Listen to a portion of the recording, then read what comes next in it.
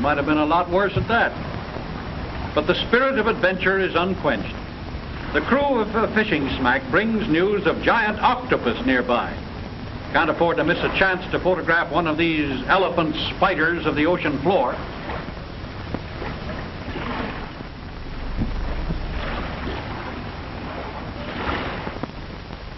The diver is going to try and locate the octopus and pose him for the camera. The ocean floor is a dream world, silent, vast, mystic, unreal, lonely beyond words, beauty that haunts one, majesty all its own, inhabited by strange, weird creatures like this great sea anemone, so named because it looks like the windflower. You've seen little ones on the rocks at low tide. Long tentacles like the petals of a lovely flower, but when touched they close up into a compact ball. Like the giant ray, it lives by scooping in its prey and sucking it to pieces. Now watch how quickly the fish that our boys throw down is enclosed in that living sepulcher.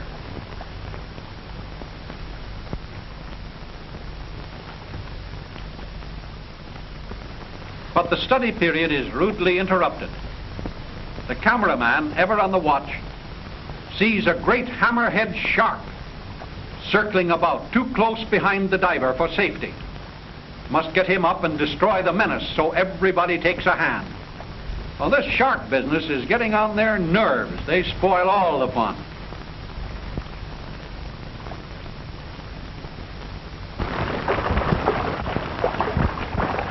The shark family takes many queer forms. The hammerhead is about the strangest and one of the most dangerous.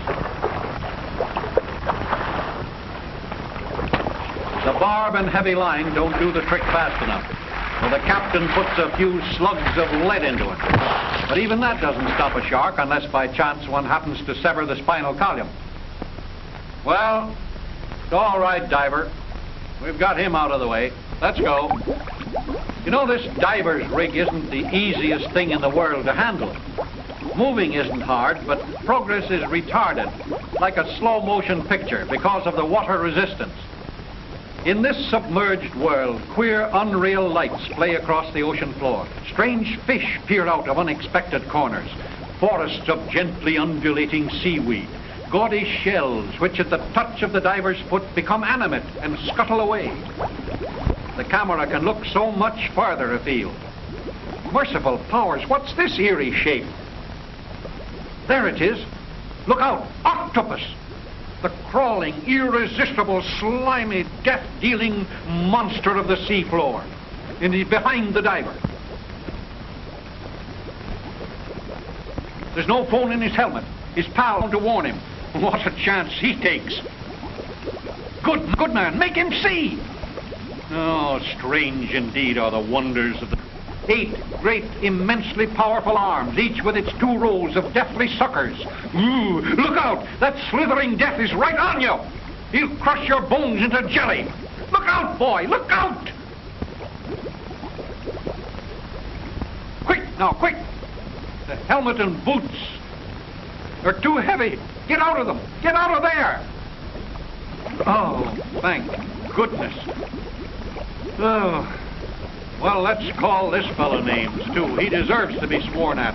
You old cephalopod, that's you. Octopus punctatus. Accent on the punk. Say, that was a close call. 3 days out from Acapulco, dragged offshore by a good tug, refitted, restocked, everybody happy and raring to go. The only thing that couldn't be replaced was the diver's rig. That's probably decorating the parlor of some mermaid by now. Hello, there's something that looks interesting. Interesting. I should say it is. Big news. What the newspaper man would call a whale of a story. This is a real whale, 120 feet long. Whales are strange creatures, mammals, originally land animals. There she blows. They're warm-blooded, breathing air by lungs, having babies, not eggs, and nursing them with milk. Their greatest enemy is the swordfish, a monster mackerel. And there goes one now. Straight for the whale's vulnerable belly he goes. Through ages of poking into other people's business, this fellow's nose has lengthened out until in big fish it attains a length of 5 or 6 feet, sharp enough to drive straight through the side of a small boat. What a schnoz, what a schnoz. This swordfish is without doubt the gamest fish that swims the ocean. He goes after whales like a terrier after a bull. It's instinct, of course. Often a swordfish will charge a ship and drive his snout into the planking until it breaks short off. Imagine what it must do to a fish, even one with so tough a hide as the whale. What a fight, what a fight! The swordfish has all the advantage of quicker turning, sharper weapons. The whale's only defense is his mighty tail. One clean blow with that 2-ton sledge, and even this terrific stabber would be put out of commission. But the swordfish rolled with the punch. Now they spar for a moment at long range. Then back goes the old stabber. Caesars, good, what a battle. Threw him clean out of the ocean. Friends, no one has ever been lucky enough to photograph any such fight as this before. But the race is not always to the swift, nor is the battle always to the strong. Remember David and Goliath. Oh, this is terrible. Leviathan in range. Dangerously wounded. Well, there can be only one end to this fight. Our boys decide to put the gallant old monster out of his misery. For this attack might go on for days. Remember, this whale weighs not less than 120 tons. There's a lot of him to die. This is risky work. It takes nerve to go in under those terrifically slapping tails and put a harpoon into the poor old beaten monster. But they're going to do it. Now. Zam! This new irritation sends the giant off on a new tack. Up he comes and out he goes. Look out for sharks, boy. Poor old whale. What a tragedy of the sea. How many times this happens no one will ever know. There isn't always a camera so handy to record the battle. And even when our boys have captured the whale, the villains still pursued her. They signal a commercial whaler way off to leeward, as there's no hope of salvaging the valuable oils and fats of the huge windfall.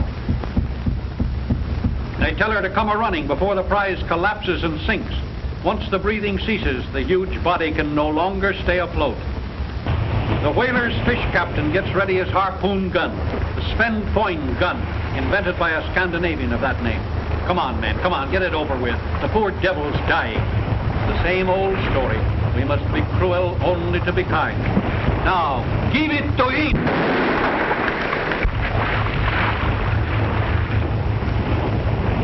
And all the while they're towing in the gigantic captive, the harpy is still battening on his entrails.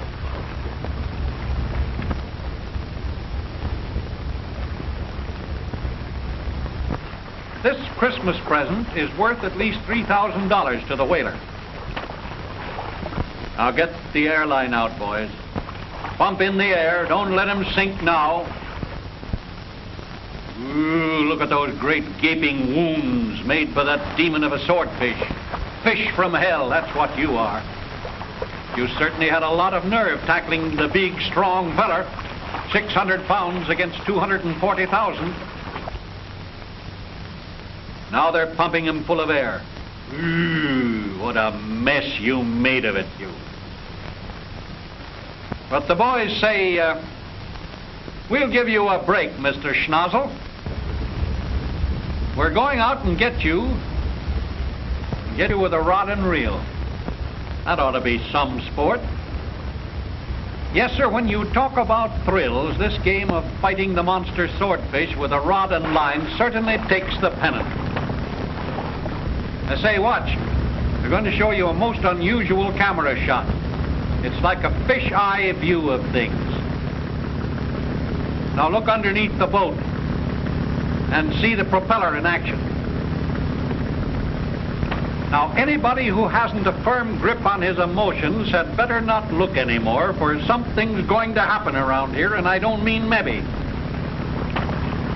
There he goes. You old boys who can remember the thrill that came when first you felt a tug at the cork on your line in the old mill pond when a 6-ounce perch grabbed your worm, maybe you can figure this thrill. 600 pounds or so of the fightingest, maddest fish that ever snapped a hook is out there on the end of that slapping line with the reel singing its protest. Bring him up, bring him up, bring him up.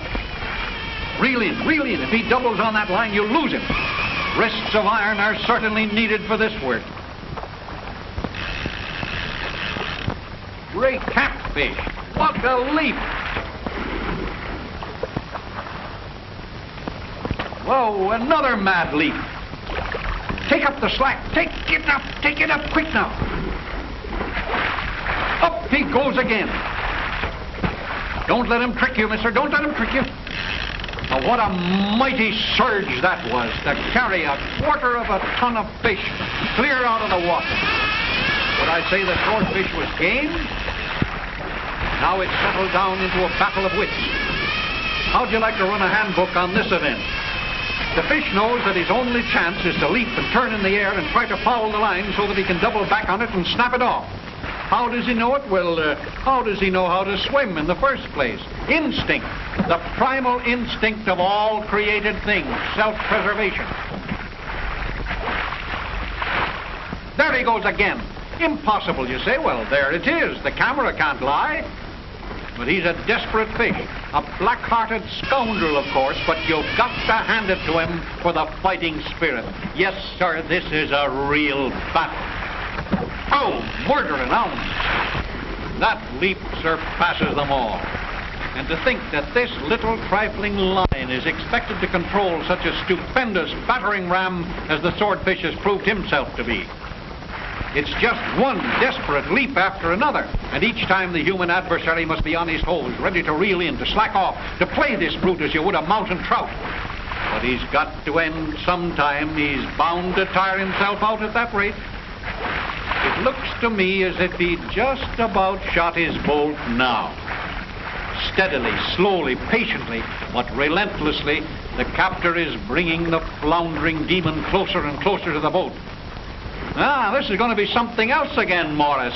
It's all well enough to hook him and play him in close, but what kind of man is this who thinks he can gaff this demon? Don't lose him, feller, don't lose him. Dig in your toes, boy. Get your heels under a seat. Stick to him, boy. Stick to him. Slip's taking over. Now heave away. Oh. Afraid you're going clean out of your class, old chap. Now you got him again. Put a twitch on his nose, boy. Ride him, cowboy. Now look out for his heels. Well, schnoz or no schnoz, no darn fish that ever swum can get the best of me. Whoopee! And that is that.